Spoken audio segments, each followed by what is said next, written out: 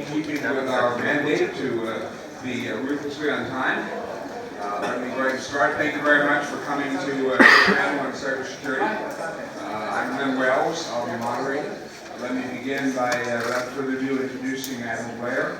I believe you all heard his biography in the last session, so let me repeat it. And Admiral, without further ado, please. Thanks very much. Then our subject is cyber operations and national security. What is the effect of a networked world on the conduct of military operations, the deterrence of conflict, on the conduct of intelligence operations?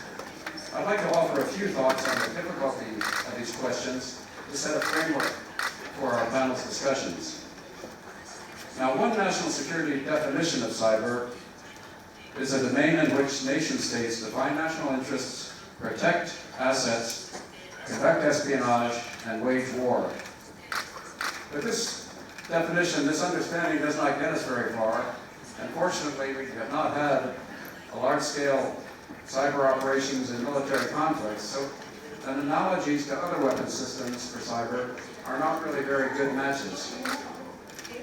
For example, there are superficial similarities between weapons of mass destruction and large-scale cyber attack operations. In theory, large-scale cyber attacks against the computer-controlled key infrastructure of a country, electrical power grids, financial systems, air traffic control systems, could cause societal devastation comparable to a nuclear, chemical, or a biological attack. By this rationale, large-scale cyber attacks by one nation-state against another nation-state can be deterred by the threat of cyber retaliation. One major difference, however, is the difficulty of attribution of a cyber attack, but let me leave that aside.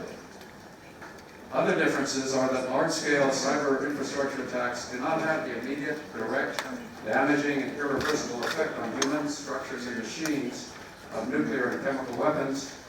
Long-term effects are very different from nuclear radiation sickness or biological epidemics. Cyber attacks can damage or alter the control systems and infrastructure systems, thereby causing power plants to shut down, electrical grids to malfunction, air traffic control pictures to degrade, banking transaction clearance systems to fail. At the scale of major attacks, however, the total effect is very uncertain. Not all control systems are the same in all power plants and all banking systems. There are various stages of updating and replacement.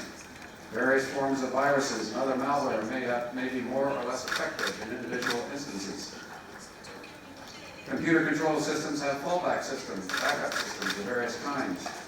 Even with a complete loss of an air traffic control system, for example, pilots of aircraft can find their ways to airports and land safely.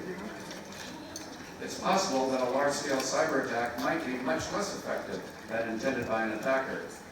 However, it's also possible that it might be much more effective. So large-scale infrastructure cyber attacks do not have the certainty of destruction of large-scale WMD attacks, and therefore deterrence theories cannot be formed by strict analogy between WMD deterrence and cyber deterrence. And there's another very important distinction between weapons of mass destruction attacks and cyber attacks. Since they were invented, smaller nuclear weapons, so-called tactical nuclear weapons, have never been used, even though countries that have had these weapons have fought many wars.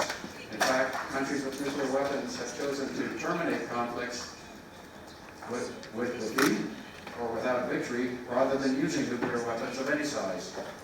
These countries include the United States in Korea and Vietnam conflicts, the Soviet Union in Afghanistan, Pakistan, and India in their Kargil War. In all these cases, the nuclear threshold for first use of a nuclear weapon has proved to be very high. Nation states generally believe that even a single nuclear attack is disproportionate or dangerous in a wide range of conflict situations. In contrast, there already have been many cyber attacks, both small-scale and large-scale, by cyber attack by nation states against important targets in other states. Russian hackers have attacked Georgia and Estonian networks, causing economic damage. North Korean government hackers have attacked Sony Corporation. Hackers have made an attack against uranium enrichment plants, against Saudi oil production facilities. Apparently, nation states believe they can make a limited cyber attack, either for demonstration purposes or to cause limited damage without a fear of escalating retaliation. The threshold between limited cyber attacks that are not estimated to risk escalation and those that will trigger escalation have simply not been established in the cyber world. If cyber weapons are not like nuclear attacks, neither are they like conventional weapon attacks. For example, much of the law of armed conflict has to do with the distinction between attacks on military targets and on civilian non-combatants. Under this concept, nations do not attack civilians as primary targets. They are judicious and careful in the civilian deaths and damage that are done as a result of attacks on military targets. Conversely, combatants do not use civilians and civilian systems to shield military operations. Dual use, that is, military and civilian networks and other digital systems, make the concept of proportionality very difficult to apply in cyber warfare. For example, communication systems in virtually all major countries carry both military and civilian information. It's almost impossible to attack military communications without damaging the civilian communications on the same fiber optic cable or the same satellite channel. Position, navigation, and timing systems like GPS, Galileo, GLONASS, NATO are dual use. Interfering with or destroying them will affect civil and military users alike. Small nation states or even non-states use commercial systems, communications networks, reconnaissance systems, even weapons delivery systems like drones or robots in attacks on military or civilian targets of more powerful nations. They can also conduct information warfare or propaganda using the World Wide Web or social media. So cyber systems and cyber attacks are not just like conventional weapon systems and attacks. They are dual use, that is, military and civilian mixed use to a far greater extent than our conventional military systems and weapons. And therefore, they are resistant to the principle of proportionality in civilian damage from military attacks. So if cyber attacks are not really like weapons of mass destruction, they're not really like chemical weapons, how can we apply accepted laws of warfare, accepted concepts of warfare like deterrence or proportionality, to their use? Let's turn to cyber espionage, which further complicates the search for accepted practices or rules of the road. Intelligence organizations penetrate networks today because that's where the secrets are. Intelligence organizations of all countries are developing capabilities to penetrate the networks to get their adversaries to gather intelligence on the full range of subjects in which their governments are interested. Military capabilities, leadership intentions, economic strength, economic intentions, even identities of individuals of interest. Many countries classify economic development as a national security concern, and they support their own companies by conducting espionage against commercial companies and others in other countries. Now, espionage is the second oldest profession. However, cyber espionage is different. Penetration of adversary networks is the most difficult stage of the sequence of actions in conducting cyber attacks. Once a hacker has gained a concealed position inside the network of a SCADA system or some other system that he intends to destroy, the rest of the steps of launching a cyber attack to disable or destroy that system are relatively straightforward. So cyber penetrations in themselves are made both for the purposes of gathering intelligence and for preparing for military attacks. Therefore, cyber espionage itself can be much more destabilizing. It leads an adversary to believe that a cyber attack is imminent, perhaps triggering a preemptive attack, beginning a cyber conflict that either side intended. With all this uncertainty in the relationship between cyber activities and armed aggression, is there any hope for reducing the chances of miscalculation, for ensuring that war does not break out between countries as a result of misinterpretation of the activities of an adversary? Can we ensure that in the cyber age, countries only go to war because they intend to, not because they took an action that triggered an escalatory cycle that resulted in a conflict that neither side intended? In our panel, we will discuss these sorts of issues, some of the ways in which more certainty can be introduced into cyber operations. For nuclear weapons, the United States and the Soviet Union introduced what was called the chill certainty of deterrence through protracted and detailed arms control negotiations. There are examples of less formal understandings that have been worked out between countries. For example, during that same Cold War, it was understood by both sides that attacks on the intelligence and reconnaissance systems that were used by both sides to detect nuclear attacks were destabilizing. There was never a formal treaty to that effect, but there is a very clear understanding. Are there any prospects, either formally negotiated or informally understood, for creating common understandings of the use of cyber attacks for both espionage and for military operations? If our panel this morning can provide some concepts that help us to grapple with this question, it will have made a major contribution to a better world. Thank you very much.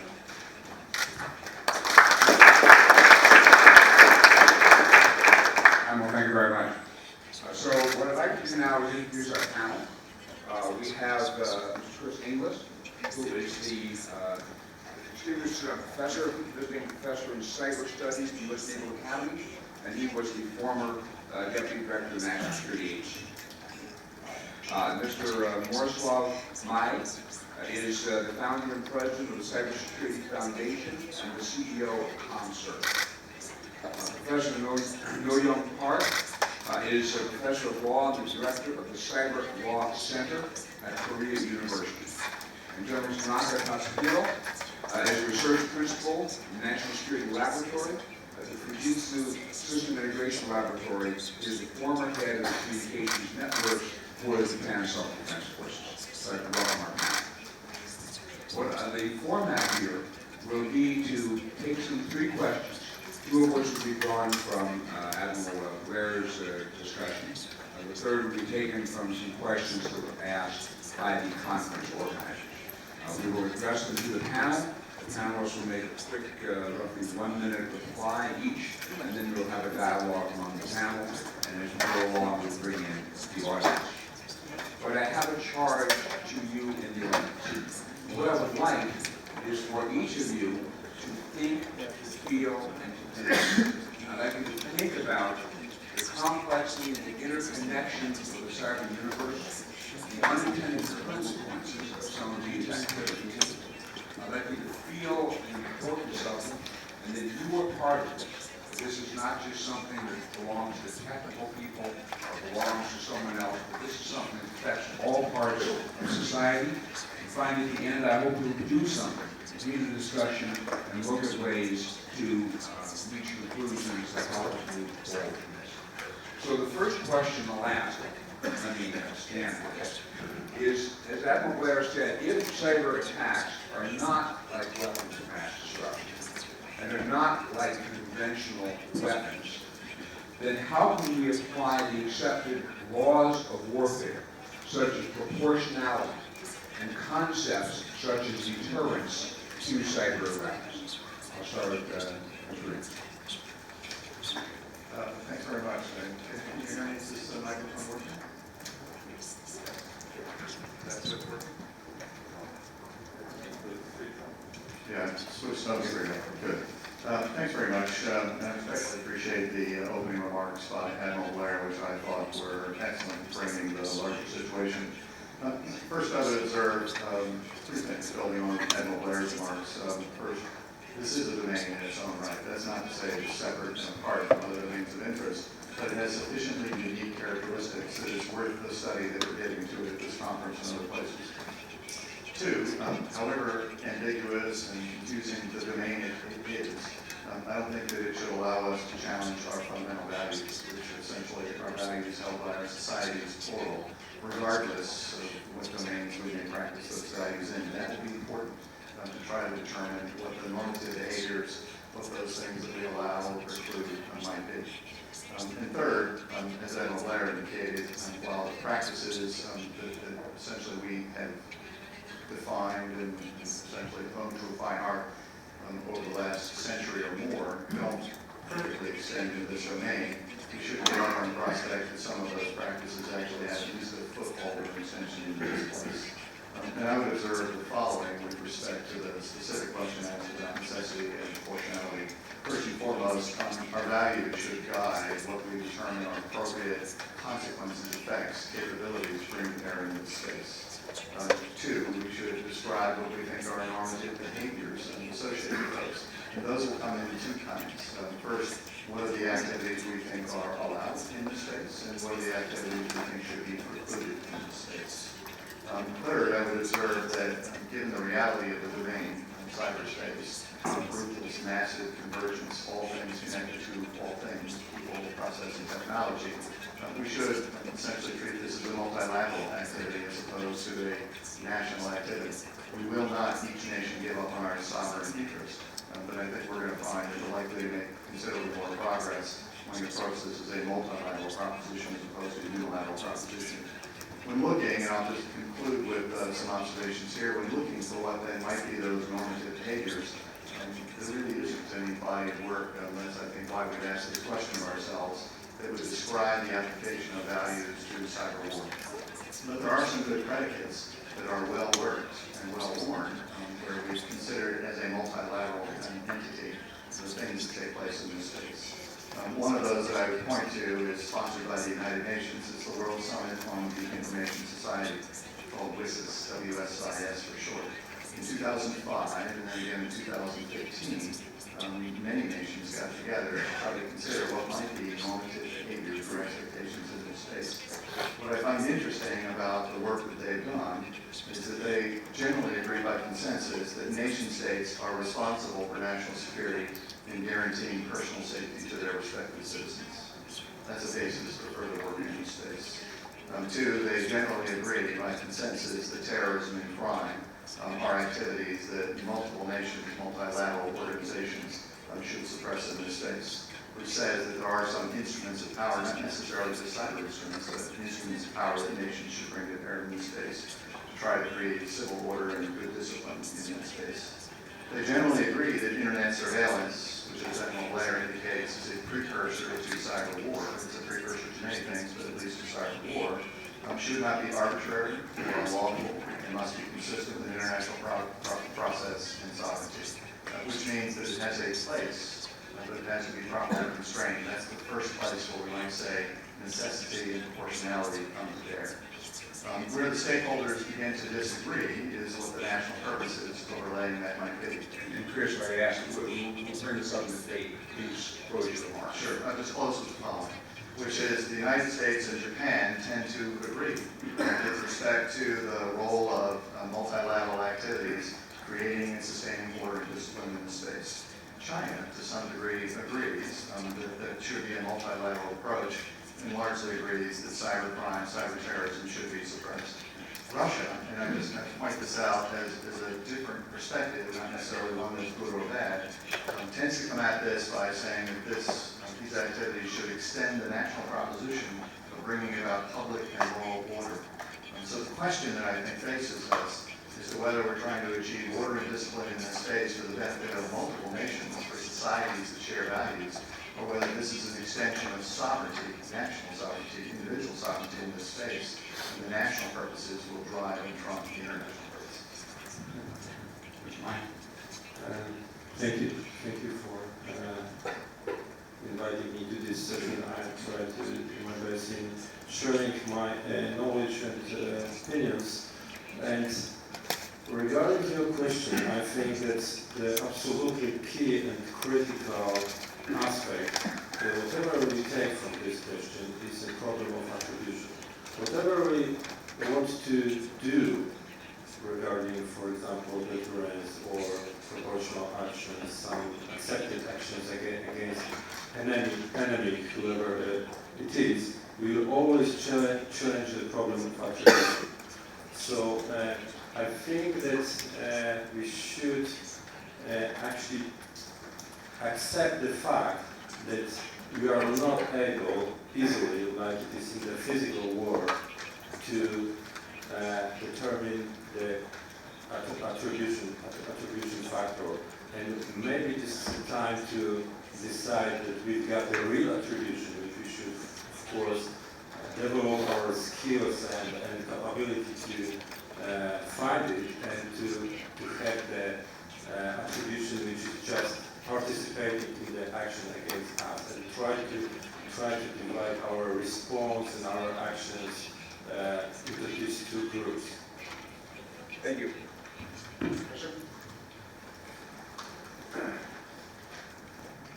Good morning. From the statement of Representative Blair, I'd like to say the words effective laws of warfare. Simply speaking, international law does not differentiate between the method of war and also the location. So, just international law applies to cyber warfare. And in the UN, there is a group of governmental experts in information security. They agreed in 2013 in the third UNGGE. They said international law applies to cyberspace. More concretely, the use of ICT by states. And in the first UNGGE, they complete their work this summer. They discussed how to apply specifically, such as IHL, International Humanitarian Law, that is global warfare, and also kind of the self-defense in cyberspace. There were a strong fight between the two groups, led by one and the US and another led by China and Russia. But anyway, indirectly, although they agreed to say that those four principles, as mentioned by the Admiral, such as necessity and proportionality, they do apply to the use of ICT by states. So in that sense, now I think states, the UN members, although there were only 20 UN members, but they agreed to apply those IHL rules to cyberspace. Thank you. Gentlemen? Thank you very much for inviting me here. I'm sitting at a very comfortable sofa, but with some uncomfortable circumstances. Anyway, about the question that I think it is very difficult to create a new international law for cyberspace. So we think that it is better for us to apply existing international law, or like international arms conflict law, something like that. But simultaneously, I have to think about our proposed cyber arms control, which is if we can separate cyber forces or nation actors cyber forces and non-nation actors hackers, so is it easy to control or deter something about the hacking, attacking? So So in the discussion, thank you, in the discussion, Katrina was talking about the laws, norms, values, and others spoke about the attribution and the application of law of war. Are there, given the differences that were cited, the Chinese view, the Russian view, the US-Japan view, are there irreconcilable differences? Is there some point where we will not be able to get to conclusions, do you think, in the GGE or in bilateral negotiations? And does that leave some kind of new space that has to be addressed by different needs than what we have now? So let me start with that. Could you say again? Well, is there some point at which international humanitarian law, traditional approaches, cannot bridge the gaps between the different national views or the views of, if we cannot get back to Actually, the answer was given by Edinburgh because in cyberspace, in cyber warfare, unlike the traditional warfare, even private persons, even children, they can use computers. So they can be involved in cyber warfare. So So that's a critical difference. So in essence, as you mentioned, there would be very difficulty in applying half completely international law and law warfare applied to cyber warfare.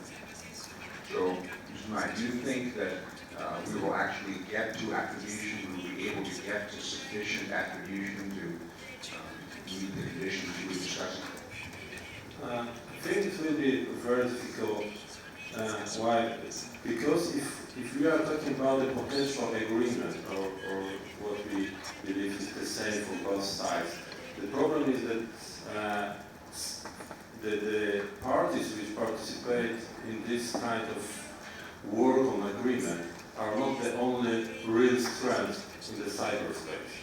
So if we talk about, for example, some agreement between the US and China, it's not only, even if we sit at the table with all formal strengths, like all countries which are real cyber security powers in the world, there's still some parties which could be as much strong as they are at the table. I mean, for example, the social movements like Anonymous or terrorist-driven groups, which really could make even the worst damage, like official forces. So that's the problem, that we can, of course, and we should discuss on some agreement, but we should also keep in our minds that we are not only one.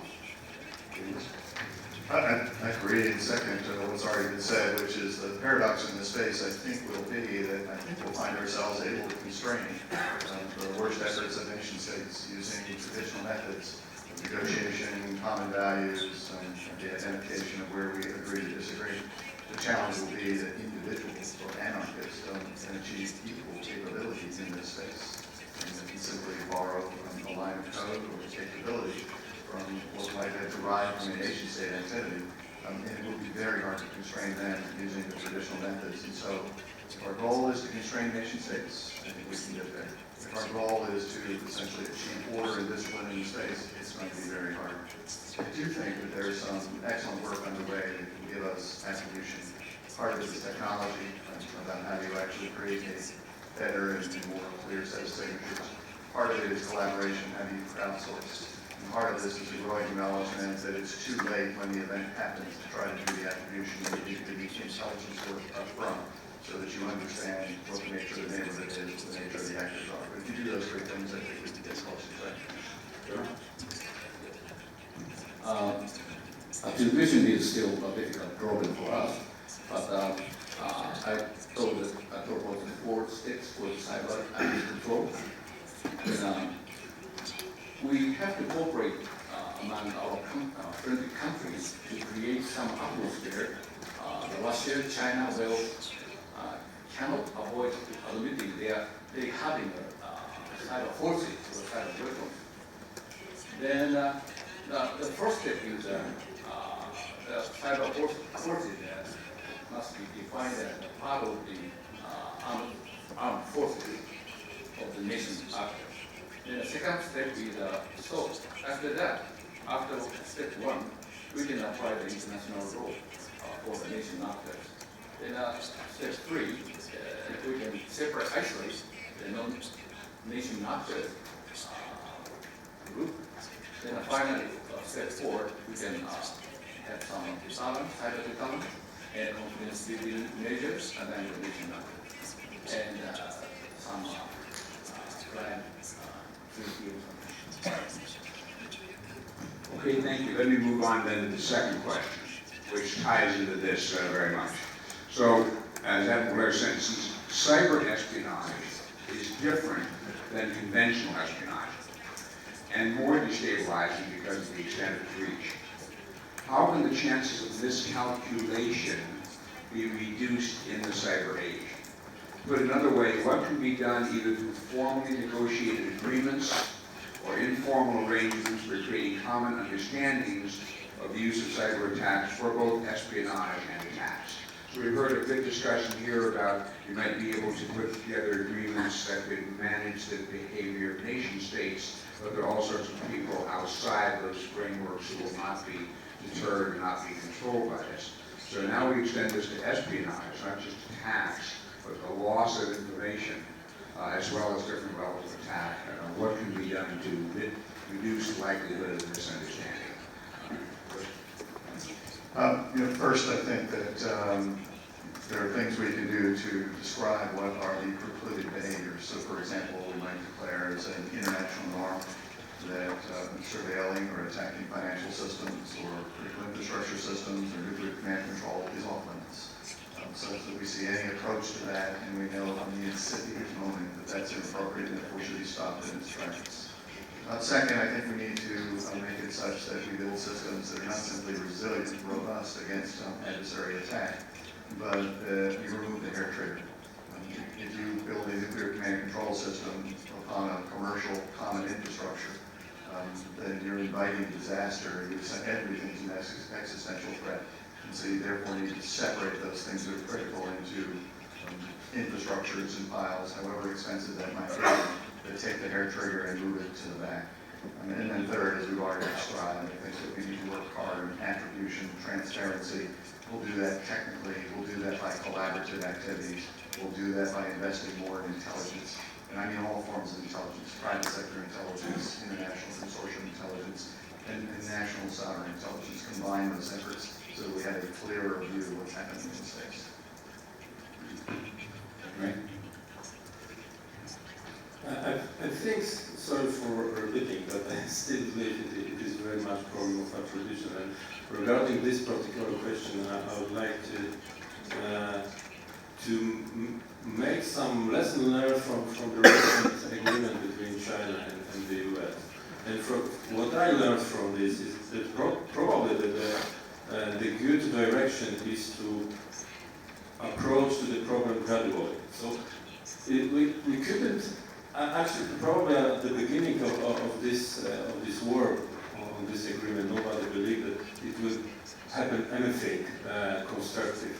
But then there was this agreement about the not supporting any action, cyber actions against business. And that's what I learned from this, is that probably maybe we could approach this gradually, yes? So maybe divide the cyberspace into some special parts like business, like state, like civilians, and then try to resolve problems step by step in this. And also, I think again it is important to agree on some civilization in the cyberspace. So maybe it is provocative, but I would like to hear from the powers that they agree that they have no any kind of state-sponsored attack, which actually nobody knows what it is. Yeah? So who is behind? Are criminals or not? So do we support? Are we supporting criminals or we don't support them? So only some official forces, state forces, or maybe civilian forces, but on the basis of, for example, some cyber defense league like we have in Estonia, in Latvia, and recently we also built such strength in Poland. This is the way that we should accept our potential, our capabilities. We are talking about economic espionage, and I'd like to take the formally negotiated agreements to enforce arrangements. Then President Obama and President Park in October, they agreed some rules points, especially on economic espionage. I like to read: no country should conduct or knowingly support cyber-enabled theft of intellectual property, trade secret or other confidential business information with intent of providing competitive advantage to its companies or commercial sectors. And this point was in an identical way agreed by President Obama and President Xi of China, and also it was agreed in a similar way between President Obama and Prime Minister Abe.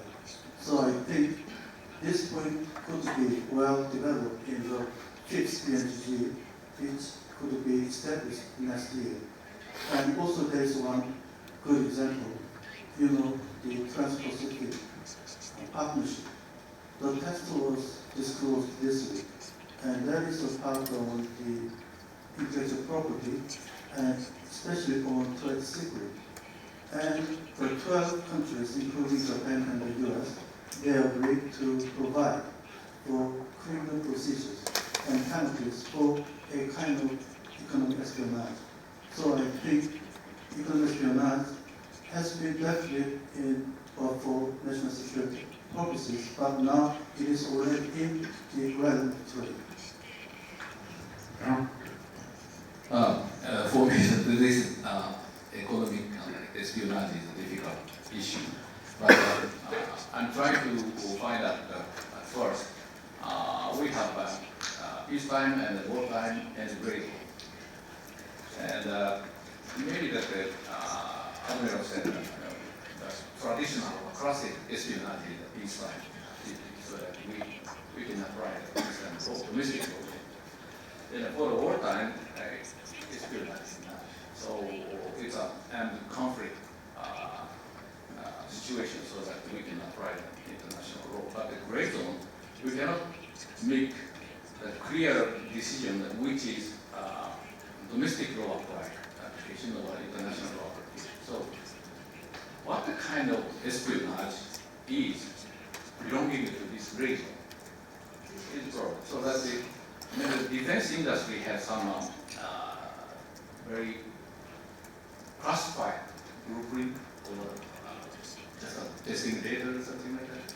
It's very close to the nation actors' intelligence. So, but still, we cannot decide it is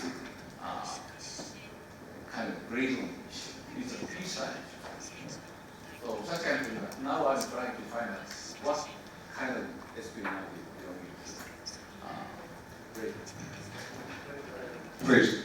I just add one point to the conversation, the excellent conversation that's taken place so far, which is there is some degree of ambiguity as to whether surveillance, or for that matter, cyber operations, is an inherently governmental function. If it's conducted on behalf of nation states, is that something that is retained by the government, or is it permissible for private sector organizations or individuals to do that under certain circumstances? In the United States, there's an ongoing discussion about the degree to which we would allow the private sector to hack back. And just beyond that is the private sector's ability to impose a punitive consequence on an adversary. There is a law, there's Fraud and Abuse Act of 1986, that would make it illegal for private sector entity to exercise those inherent governmental powers. My view is that if we move off of that restriction, we will unleash the door of bombs. It would be a very big problem for us. I absolutely agree that one of the potential problems we're resolving is to maybe decide what is a kind of self-defense comparing to the physical world. Yeah? Because you shouldn't accept it's just criminal act, but there are some, especially again with the problem of attribution, because you don't know who did it. So there are some objects which participated in the crime, and then you should have some kind of self-defense right to do something against them. I mean, I think that's exactly right, and our experience in the physical world will help us in this world, right? The right to defend inside your territory, the right to, under collaborative arrangements, understand and chase an adversary across someone else's territory. But there are natural limits that I think we need to define to that right to defend. I had one point about that. The cyber attack has some impact. Normally that we think about the physical impact. I can say that maybe system impact. Damage, something interrupting or disrupting or destruction, something like that. That's it. On the other hand, we have the psychological impact. The same. So, for the gray zone area, the financial system are attacked by some other country. At that time, we can feel some, this is the issue for the self-defense issue. We can retaliate, or we cannot retaliate. it's a very psychological impact, mean a very critical impact. So, Sony having the same issue. So, public opinion will affect much things to the politics. I like to see economic espionage in terms of trade issues. By doing economic espionage, that country works for its own companies. So it is kind of subsidy that we in the WTO. And the state government are interrupting unfairly by giving subsidies to their own companies. So I mean, we get a return for those subsidies. The affected, negatively affected countries are allowed to take countervailing measures. So I think this kind of approach maybe could apply in discussing espionage. So in that model, you would say under some circumstances it might be acceptable for nations to conduct cyber espionage to promote their companies? No, no, subsidies are not allowed, are disliked by market economies. So I think this is a matter of fairness. So those countries in market economy, they will not accept economic espionage at all.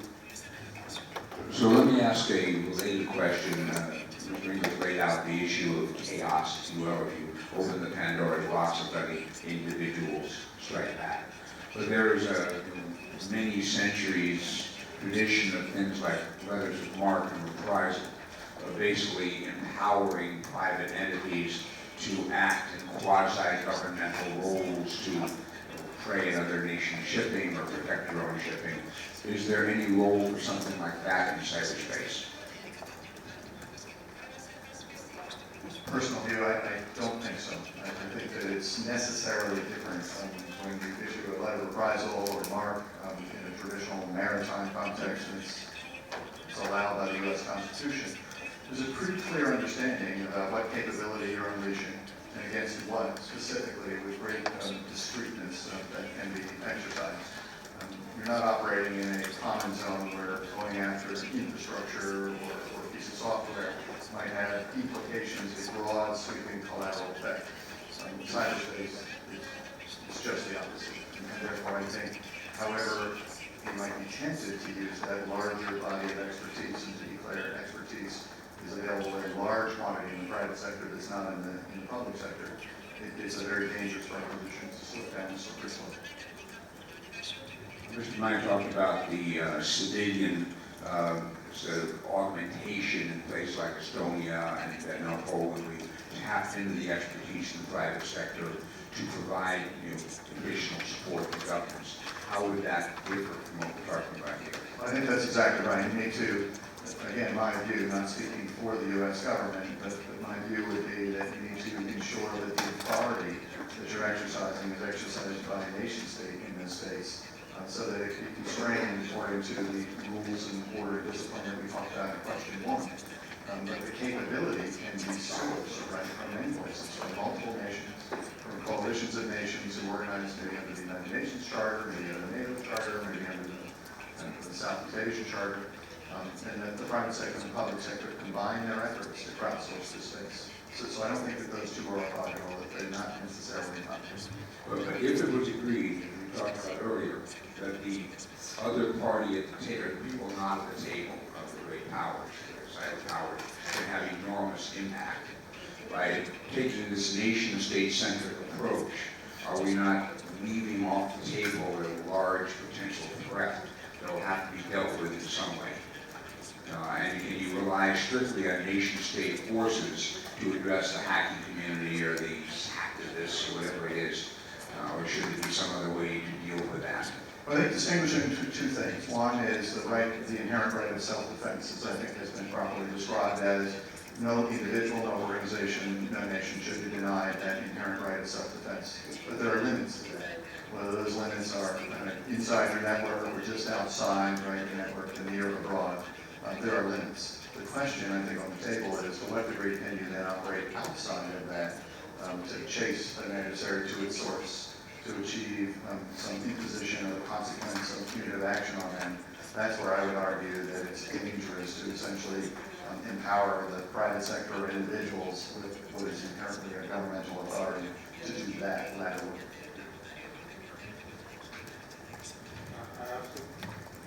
Again, I agree, and I think regarding this self-defense right, it should be limited, very much limited, only to the aspects of, for example, stopping some dangerous attack against you, because we have other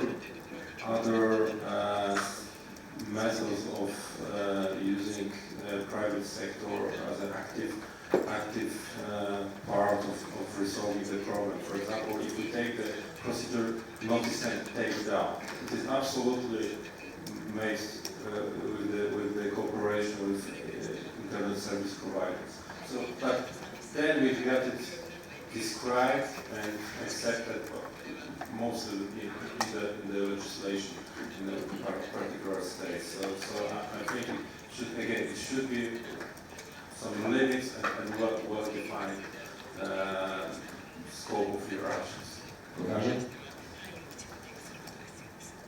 I mean, historically, law has been far back behind the development of technology. And also, I think private parties are advancing faster than the government. So in that respect, there is some attempt or kind of taking back or the rules of private parties. But I think cyberspace and cyberspace problems are new. So I let the government do have some time and take and find some good measures. Historically, states have been successfully accustomed to the new developments, new problems.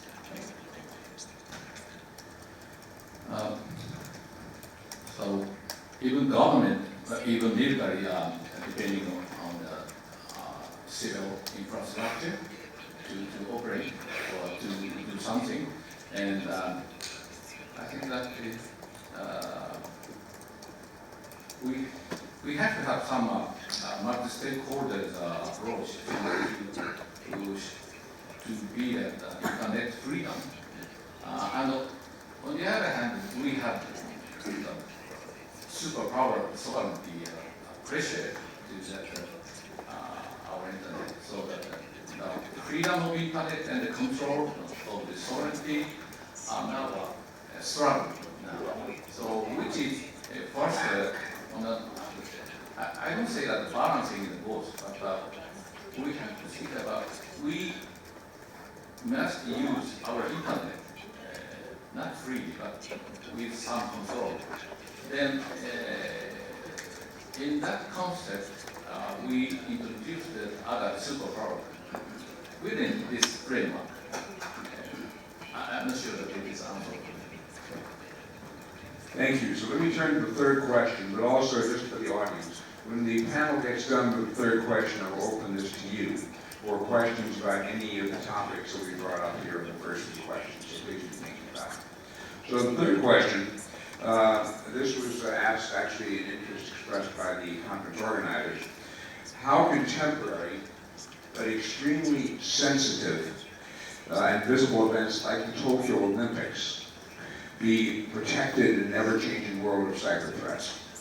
What improvements in public-private cooperation and information sharing would be most useful? And something to keep in mind here, I think, for the Tokyo Olympics is the rate of technology change. If we talked about earlier the computing power being a cost doubling every 18 months, fine, in a year and a half you have 100% more capability, but in 5 years that's 900%. And in 10 years, it's 10,000%. And so as we think about the Tokyo Olympics, only 5 years off, it will be a dramatic, different technological space to deal with. So how do the governments not only deal with the problems of today, but anticipate the technology of tomorrow? It's a great question. We're almost in time to do something meaningful about it. It's a very short period of time, but I think that I would begin by saying that pre-work, right, the work that we do now will establish a basis of success then. It's not an event, right? It's going to be continuing. It's going to be a long cycle of activity. And I think two things will underpin our success in creating a safe, enjoyable, prosperous Olympics. The first will be to invest in resilience, robustness, traditional information assurance, in infrastructure, the people, processes, to make it such that they are naturally robust, naturally resilient against adversaries, whether they're individual or nation states. A component of that would be to take advantage of best practices from many nations, private sector and public sector combined. The second would be collaboration, to make it such that this is not simply Japan's challenge, but that this is a coalition's challenge. And previous Olympics that I'm aware of have taken advantage of the coalition in two ways. One, to try to put all of the best talent together, the expertise together, to create the procedures, the infrastructure, the allocation of people, procedures, technology. And two, to create a venue that's the physical join of those resources during the course of the event to be supported, which means that if you can't get to a purely, perfectly collaborative activity, you at least have an on-scene representative from every major stakeholder. They can essentially reach back and leverage the talent behind the scenes. Those two things, I think, will constitute the basis of success. Also, two things in my case, different. The first one, because there is no doubt that it's a big effort of government and private sector. So, from my experience, because I had a chance to organize such things, absolutely the very practical and probably, in my opinion, must be thing is to organize kind of cyber exercises, which teach you in the most effective way how to cooperate during the crisis situation. It could be tabletop exercises, it could be more technical, advanced exercises, whatever. Probably it is better to start with tabletop exercises. They are easier to prepare, but absolutely, I can tell you from our experience, we organize in Poland cyber exercises on national level. This year we go 4th edition, and every year the communication between private and public sector, based on the examples from the banking sector, from the telecommunication and energy sector, because these three sectors were covered with our exercises. It's absolutely fantastic material to make lessons learned and improve the situation. And the second is because we are fascinated about the technology, and this is great, of course. And especially some events always make not only one, but usually 2 or 3 steps ahead regarding technology. And I'm pretty sure it will be in Japan, especially here. And I think it is very good to assume and to introduce the rule that we calculate the risk always with the factor of cyber. Yeah? So if we talk about some physical risks, for example, because this will be a study, yeah? This will happen something here. Always remember that this could happen could have also some connections to cyber. So don't avoid cybersecurity specialists and then risk assessment approach for the event, this event or another important event. Frankly speaking, I have not thought about this issue, but generally speaking, cyberspace does not know the borders of the countries, states. In that sense, cyber threats come easily from outside, for example, Japan.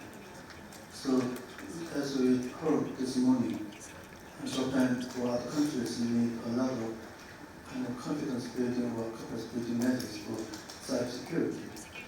And with respect to the information sharing between the public and private sector, I think there are still a lot of worry on privacy issues, and also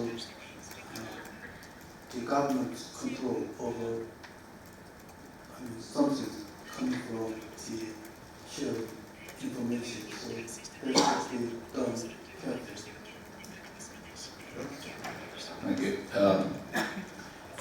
To protect our own system should be protected by owner itself. So, but as I told here, we are depending on infrastructure, using the network infrastructure and power plant, transportation, everything, the government and even military, we can depend on something. So, about the private, public-private partnership or cooperation, we can, we have to give some critical support and education, and including exercise support and information sharing. So maybe that not if the result of event or incident is not enough. I think that cyber threat intelligence type of information sharing. So with regard to the Tokyo Olympics, there was a very interesting briefing this year at the DEF CON Black Hat Computer Security Conference. We talked about pen testing a city. So how do you, and so you have to think about a city on 5 planes. You have to think about the supervisory plane, a personal cyber plane, a logical plane, a physical plane, and a geographical plane. The problem is on the supervisory plane, you have the elected officials, you have appointed officials, you have civil servants, you have unionized and fire police, teachers. So there'll almost never be agreed guidance on the supervisory plane. On the logic, on the cyber persona plane, the city wants to interact well with its constituents, so it'll almost be not very secure in the way it deals with people. On the logical plane, some organizations will have Windows 10, some will have Windows XP, some will have Android, some will have Linux. On the physical plane, some will be gigabit Ethernet, some will be Gallup modems, and on the geographic plane, some will have their backup servers in the basements of buildings and floodplains. There's very, very complicated, disparate, disorganized city in any city. That's true. The question is, in that kind of environment, again, how do we protect against this one-time, very important issue? What other aspects does that introduce into the problems we're talking about? I think that's more than a fair characterization of the challenge. I would just say 2 things. One, to the extent that we talked about this through the lens of cyber, and all domains have some dependence on cyber, it works in the reverse direction as well, that in order to achieve some order, discipline, some comity in that space, we can use other instruments of power, whether that's law enforcement, financial instruments, demarches, diplomacy. We need to lean on all of those other instruments to try to bring about the things that we would prefer in this space. And to the point where it is impossible for us in that very complicated environment to describe, to imagine all the possible scenarios. That's not the purpose of exercise. The purpose of exercise is to try to give people sufficient understanding of how that domain works, that they're able to, when the thing that does happen happens, you're well prepared to essentially go left or right of the center line and go to beyond. General Eisenhower and probably Sun Tzu once said, it's not the plan, it's the plan that actually is meritorious in the face of an event. And so that's why you want to do the exercises, so you understand the territory. I think if we talk about the smart city, because I guess it is the concept that you described, and is quite close to the smart events. We should remember also that activity like pen testing city we should assume that pen testing is probably one of the most popular and easy hacking activity also. So we should consider this fact. And I would like to make one remark also on information sharing, which is of course a great idea, and we should also always remember this. But from my experience, having participated in similar discussion for years now, I must say that information sharing became one of the biggest buzzwords in the community. So I prefer to use actionable information sharing. So it means that if you get some information, it means that almost automatically you know what to do, not to just to avoid this problem which we heard this morning about the REST template. Yeah, so that could be one problem. And the second is that we are satisfied with the knowledge that I know something. Yeah, I learned something, somebody shared information, and that makes us satisfied. But so I always try to push it forward and say about the actionable information.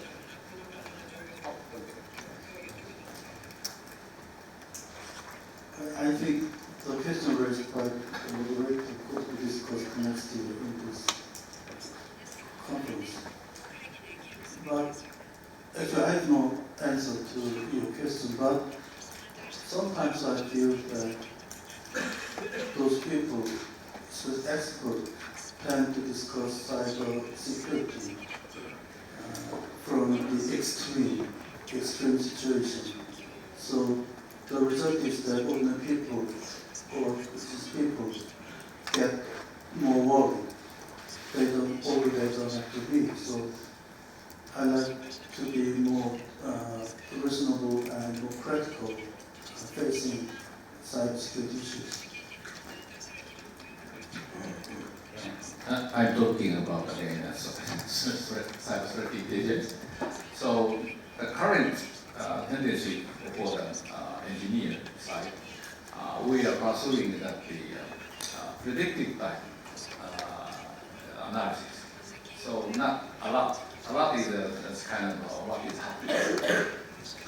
Then we have to predict what will happen in near future or future by analyzing something and to have some time to respond earlier than the attacking has actually coming. So until the Tokyo Olympic Games, we have to set some intelligence mechanism which has some storage of the intelligence, and also that we will have some mechanism to share the early warning or such. Okay, well, thank you. Let me turn this now to the audience. And let me take about 3 or 4 questions on anything that's been asked so far. 1, 2, 3, 4. Okay.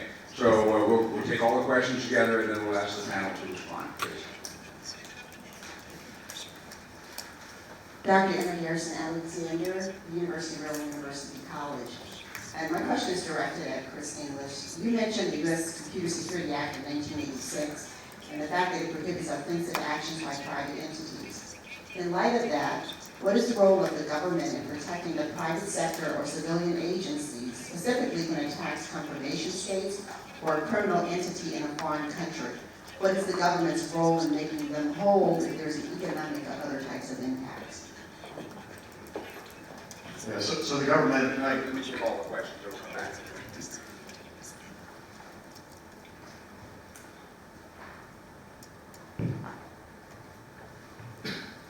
Hi, Jim Foster. Hello? Yeah. Good. Jim Foster from Keio University. Question I want to raise is whether we're really approaching this issue from the right end, and particularly the unit of analysis being the nation state. In fact, I actually agree with my colleague, Professor Koch. We really have to be careful not to overreact and to basically use old concepts like deterrence, proportionality, as if the nation state is the primary actor. The fact is these systems are becoming so complex. Over the next couple of years, machines are going to be making these decisions. How do we program them in? And the fact is, too, is that it's actually the networks are being run by the private sector. And the private sector is going to do what they need to do to protect their networks. There's not going to be a decision-making process where a group of experts gets together and think through how do we respond. Also, in terms of governance, I think increasingly there's a question as to whether, and given the transnational character of this technology, whether the nation state is really the only platform for considering how to deal with these kind of issues. I'd like to kind of refocus the question a little bit in that particular direction. I think the law of war and all these kinds of things are useful. The fact is that the systems and the economic and social consequences are quite beyond the nation states of encryption, walled gardens, other sorts of things. Thank you.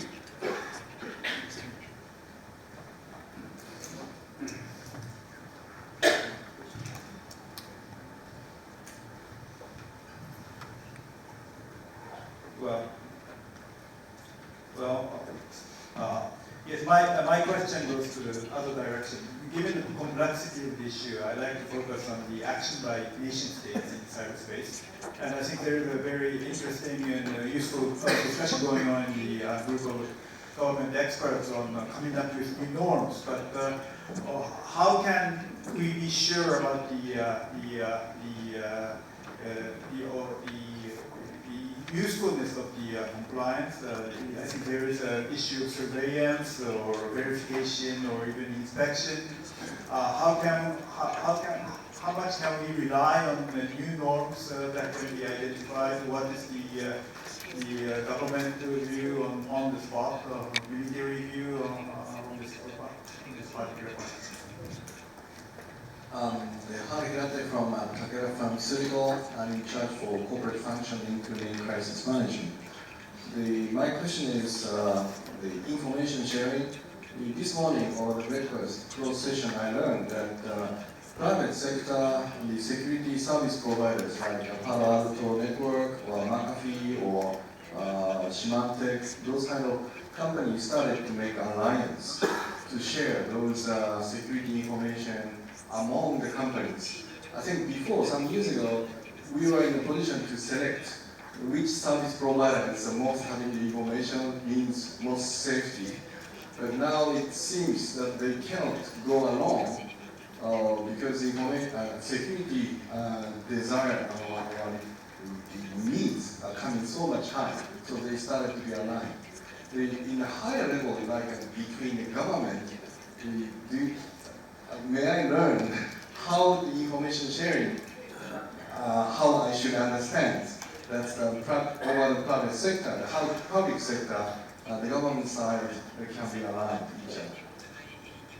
And sir, if you could identify yourself for just Yes, I'm from the Ministry of Foreign Affairs, and I'm in charge of talking about new norms in this area. Very good. Okay, well then, Chris, you have one question directed to you, and then please the other panelists address any one of the questions you like. Yeah, so I'll go to the question that was asked of me. I'll just try to be very quick about this, take any follow-ups and open into the larger. I think three things that the government has a role with respect to that question. First is before the event. I would say that if you wait for the government's role or for its actions to take place at the moment the event takes place, it's too late. You've missed a stunning opportunity to essentially create an event that you might manage your way through. So before the event, the government has a responsibility as a member, of the team that prepares for these events. It's not the only party, but as a member to create resilience, robustness in the infrastructure. In that regard, the government has some uniquely governmental things that it can contribute to that preparation. It can, through statute or constitutional policy, create a beneficial environment which incentivizes parties to act in ways that they might not otherwise act. The recent legislation is making its way through Congress is such a thing. The government can, and I don't prefer this, but the government can impose consequences for bad behavior in that space if you fail to exercise due diligence in creating resilient, robust architectures. And then finally, the government has unique intelligence and to some degree expertise. It pales in comparison to the private sector, but the government should contribute that for the benefit of all. The second thing the government can do is to impose deterrent conditions in that space and makes it such that parties who would hold those architectures at risk are less likely to do so. We've already talked that might be more easily applied to nation states than to individuals or anarchists, but the government has a role to play in terms of creating the conditions that would essentially make it less likely somebody's going to do that. To your question about what the government's role is in making individuals or organizations or the private sector whole, the government has limited means in that regard, and there's an open question as to what the responsibility is of the government to make you perfectly whole. If you have failed to exercise due diligence, the government might in fact be creating an incentive to not act responsibly. if it makes you completely whole. But that said, the United States government, not alone, has decided in the last year that the government has a responsibility when a nation state attacks its private sector to stand in and to exercise its power. And I think it needs to do that in collaboration, partnership with the private sector and the other nations globally. And in that vein, how is the distinction drawn between which infrastructures need to be protected? I mean, if you have infrastructure that makes Slurpees for people on weekends, that's one thing. If it's a power grid, something else. Who draws the line of that, and how is it communicated? Yeah, I think that's a recursive function, meaning that it has to be done at the individual level, the organizational level, the private sector level, the public sector level. And there is responsibility allocated to each of those parties to understand what your dependencies are, what risks are attendant to your dependencies, and what you do to then invest sufficient time and energy to make those infrastructures, which are not just technology, it's the people and process attendant to those, to make it such that those will hold up against a reasonable expectation of what threats are to them. The U.S. government has taken pains recently to describe in more concrete, tangible terms what it means by critical infrastructure. And it uses some objective measures of, if 10,000 persons are affected, or if there's a life or a limb issue, there's physical danger involved. I think that those definitions are important, but there's not one all-encompassing suite definition that pertains to all of those situations that I've just laid out. Do any other members of the panel have comments on this? I'd just like to add something on the discussion of critical infrastructure. As the moderator suggested, actually there is difficulty in defining what critical infrastructure is. Because, as we know, the filmmaking, I don't think many countries would regard the film studio like Sony film studio as the critical infrastructure. Although, according to various UN resolutions, critical infrastructure are to be defined by countries respectively. But I think for international cybersecurity and critical infrastructure should be protected, then we need a common tone of critical infrastructure to be protected. So another question then was, are you going to follow on that? I did. I think I have a small disagreement with that, which is that I don't think the government's role is restricted to the defense of critical infrastructure. If, in that example, a nation state essentially imposes some harm, whatever that harm might be, on a member or an institution within the private sector, I think rather than say to the private sector, you defend yourself against that nation state, the government has a role, right, to take necessary and appropriate proportionate means to essentially defend that private sector interest. To do something other would to essentially make it such that you might then get into an escalatory situation where all of a sudden the government has to stand in because it alone has the capability necessary at that exaggerated moment to essentially staunch it, to get it back down into an orderly place. And the government would be ill prepared to act on a moment's notice in a flat-footed race to the bottom. So I'm sure we can talk much more on this when we go on to the other questions. Are we focusing too much on governance in this interconnected world where the boundaries are transparent? And so who would like to start with that? Let me give somebody else that. As I told you that freedom of internet and the sovereignty is always struggling now. Then I think that we have to think that the national actor is always thinking about improving our national interest. So we have to use this freedom, but we have to also control something to protect our national interest.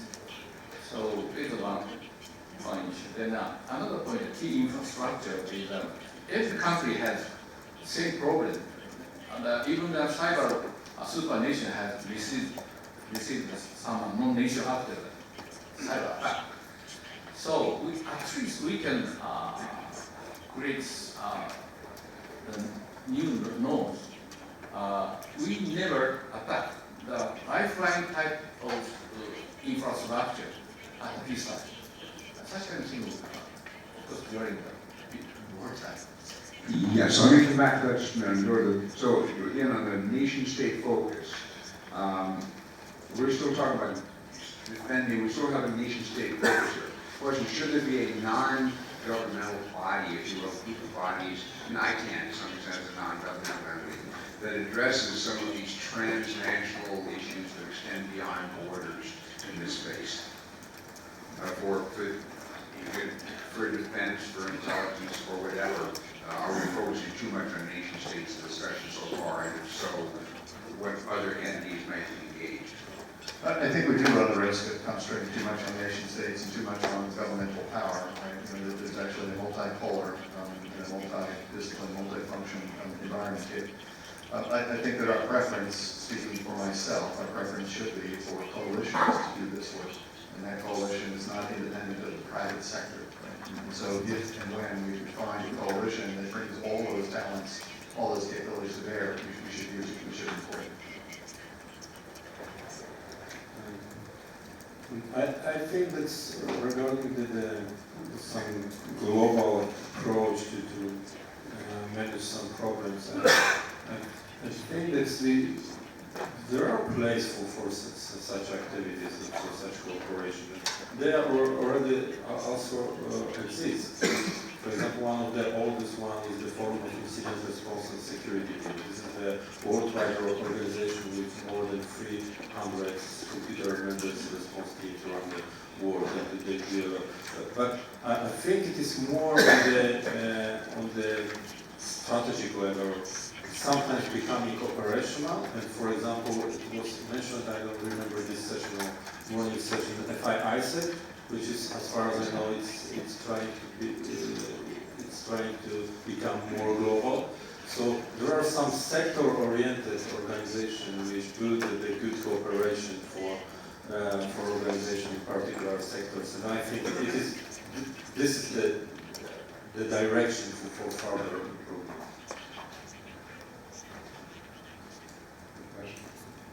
May I come back to nation states approach here? I'd like to talk about a little about the UNGG, because UN global government expert in security is now getting more important, because nation states, I mean the US, Russia, China, they are now thinking about how international law applies to cyberspace. But I attended the fourth UNGG and I found that although those representatives of 20 UN members discussed how international law applies and also what should be the notes of voluntary notes of responsible state behavior inside space, but many of them did not have a good knowledge of international law. So I talked with some staff of the UN, then why don't the UN ask those participating members to be staffed with international law experts, but they said that certain countries may not be financially good to bring those experts to the UN meeting. So anyway, if we expect much from the work of the UNGG for the rule of law in cyberspace, then we should look at and the UNGG could work more and harder. So is this not a very valid point, but is this not a common problem that many decision makers, especially at policy and legal methods levels, do not understand the technology that we're talking about here? So you're asking people based on completely different experiences to make decisions or forecasts or kind of frameworks for a technology that's changing faster than even the technologists to understand, and may have implications of the policy people understand to begin with. How can one improve the awareness, improve the education, improve the knowledge of the policy making and the GGE and the community about these issues? I agree that is a problem, that is a challenge, that policymakers not understanding the technical implications of a choice might then make it specify something that simply is insensible. The tendency in that case then is to delegate to the technologist the creation, operation, defense of that realm, which then there's another misunderstanding, which is that this is possibly just about the technology. It's not. Right? The problems that we face are derived from a mix of weakness in the people, the procedures, and the technology. And when an adversary goes after wealth and treasure in this space, or your frailties in this space, they're thinking about all three of those. And we therefore need to make sure that we're solving all three of those. And so my result, my response would be then to push accountability, right, to the chief operating officers in companies or the agency heads in the government, or those folks essentially that lead operations, make them accountable for how they allocate their businesses to infrastructure, people, and process. Make them understand what the risks are. That will create a greater relationship between them and technologists, them and human resource specialists, them and policy experts, but essentially integrated at the operational level as opposed to the technology level. Going now back to the question of new norms. To what extent do we rely on new norms? Let's assume GG puts together a set of norms. This comes to the trust and verify question. Let's assume there is a norm that says we will not attack critical infrastructure or life support systems.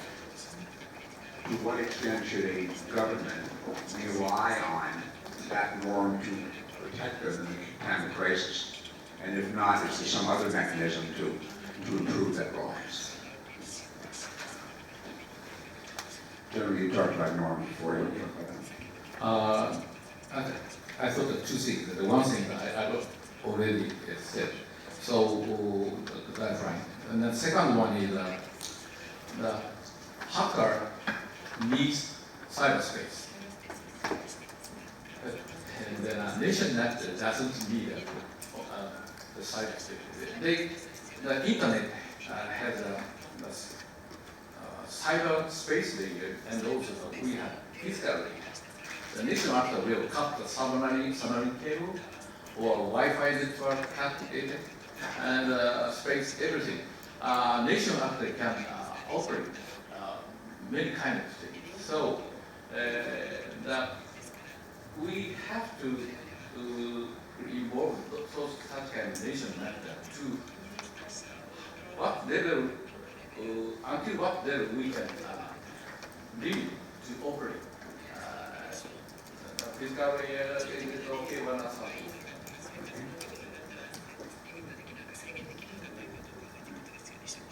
So I think the new norms, if properly chosen, should stabilize rather than stimulate the space. So if we agree that necessity and proportionality need to be built in, choices made that should kind of tamp things down, that should stabilize. If we believe that we should have backup systems, that we can't kind of place all our eggs in one basket, such that any system we depend upon is an existential threat if challenged, which now we can actually kind of navigate using sections. You might not want to go all the way back to that. But if we actually do the things that might be the new norms, it should meet the test of it stabilizing as opposed to inflammatory or stimulating.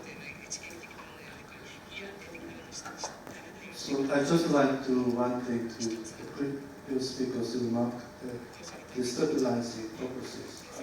I agree to this remark. And also the UNGG and the US position is those norms for the responsible state behavior is required during peacetime. So during peacetime, those cyber operations need not to be escalated to risk the international society. So in that sense, I'd like to agree to this remark on stabilization. So, before we get to the last question, we'll get to in a minute on information sharing. Given how rarely anyone actually declares war right now, is it appropriate to draw a line between just intel and just in peacetime? Is this even the proper useful distinction to make in the continuum of activities in cooperation, competition, and conflict that often denote the interactions we have in cyberspace? Sorry to be skeptical on this, but I really don't believe there's some state in cyberspace, especially with the ignorant war. That's the point. So, We have a problem. I can take the example from my region, Eastern Europe. We have a problem when some country clearly started the war and declined to accept the fact that it's war. So what about in the physical world? Yeah. So what about the cyberspace? So I really don't believe it.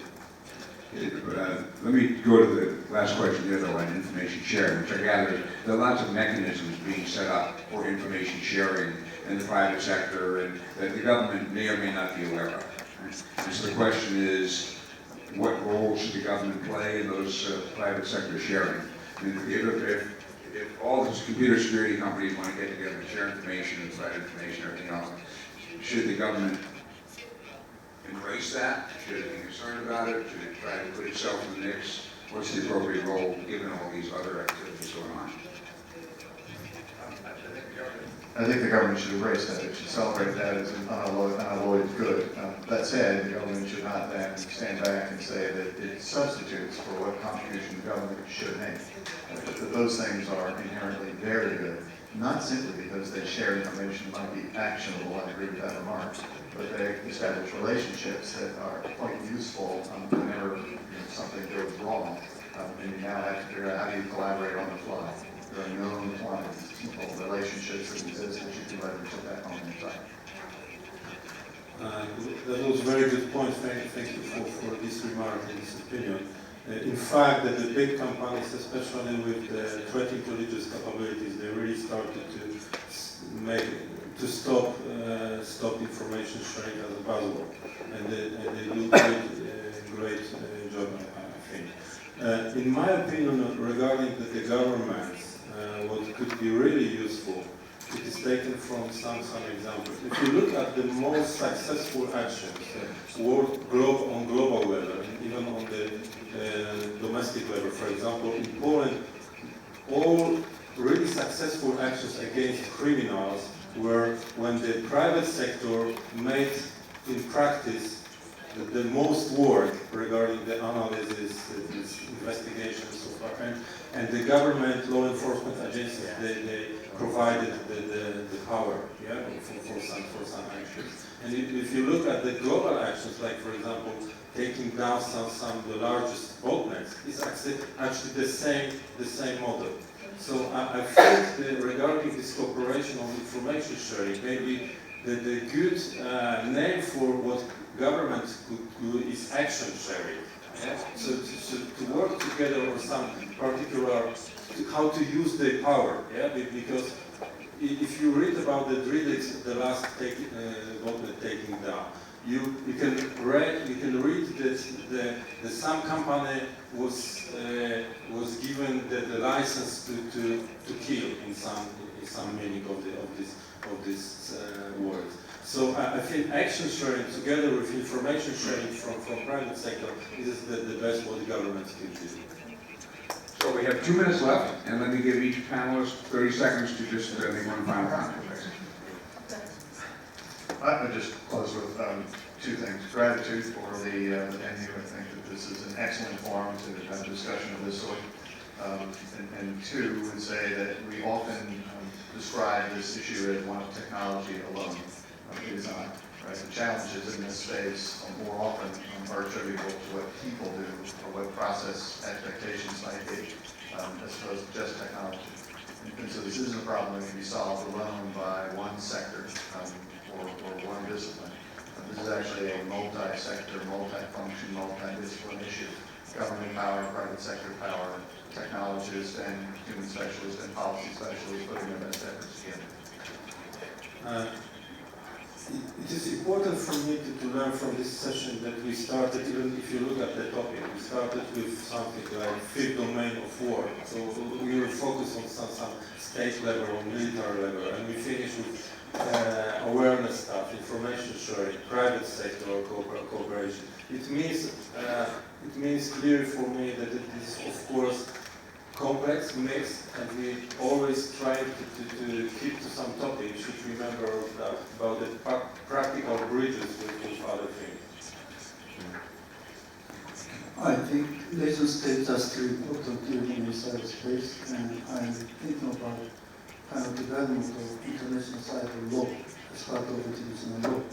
And also I'd like to emphasize that we are moving and advancing because, for example, this year the US Department of Defense published cyberspace cyber policy, and in that they declared a kind of deterrence policy.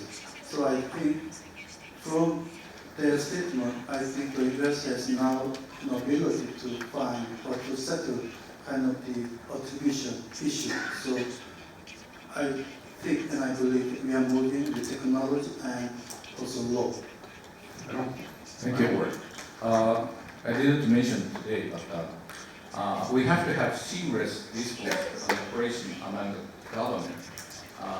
We cannot find out what indication is shown for a cyber crime, terror, or cyber warfare. So we have to operate seamlessly. I want to emphasize. Thank you all very much. Panel and audience, thank you very much.